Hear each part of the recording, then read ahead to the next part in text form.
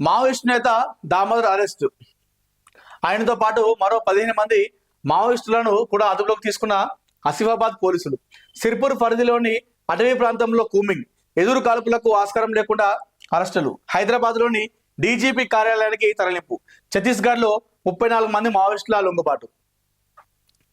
Maoist party Telangana రాష్ట్ర committee కార్యదర్శి బడే చొక్కారావు అలియాస్ దామోదర్ తో పాటు అతడి అనుచరులను పోలీసులు అరెస్ట్ చేసినట్టు తెలుస్తోంది. కుమరమేం ఆసిఫాబాద్ జిల్లా సిర్పూర్ మండలంలోని పెద్దదోబ అండివి ప్రాంతంలో సోమవారం రాత్రి 16 మంది మావోయిస్టులను పోలీసులు అదుపులోకి తీసుకున్నారు.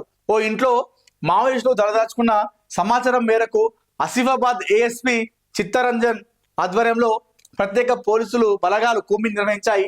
ఎదురు కాల్పులకు తావు లేకుండానే వారందరినీ అదుపులోకి తీసుకున్నారు. పట్టుబడిన వారిలో 9 మంది మహిళలు ఉన్నారట, 7 పురుషులట. సో ఇది చూడండి, ఇప్పుడు దీనికి మొన్న జరిగినటువంటి దానికి కొంచెం కంపేర్ చేసుకుంటే డిఫరెంట్గా అనిపిస్తుంది. ఇప్పుడు ఎదురు కాల్పు లేకుండా అదుపులోకి తీసుకున్నాడట, మరి మొన్న హిడ్మాన్ కూడా అదే తరహాలో అదుపులోకి తీసుకుంటే బాగుండు కదా అన్నది చాలా మంది ప్రశ్న. ఇప్పుడు ఇక్కడ ఇంతమంది ఎదురు కాల్పులు లేకుండానే వాళ్ళ దగ్గరికి వెళ్ళి ఎలా తీసుకుంటారు, వాళ్ళని ఎట్లా అరెస్ట్ చేస్తారు, ఏ విధంగా అదుపులోకి తీసుకుంటారు? ఇంతమంది పోలీసు బలగాలు వెళ్ళినప్పుడు ఖచ్చితంగా వాళ్ళు ఫైర్ చేస్తూ ఉంటారు, తప్పించుకునే ప్రయత్నంలో ఏదో ఒకటి చేస్తూ ఉంటారు కదా.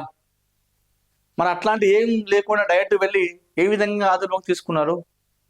మరి ఇదే తరహాలో అటు అక్కడ హిడ్మా విషయంలో ఎందుకు జరగలేదు, హిడ్మాను ఎందుకు ఎన్కౌంటర్ చేశారు, ఇట్లా కూడా పట్టుకోవచ్చు కదా అనే ప్రశ్నలు చాలా మందిలో ఇవి వస్తాయి.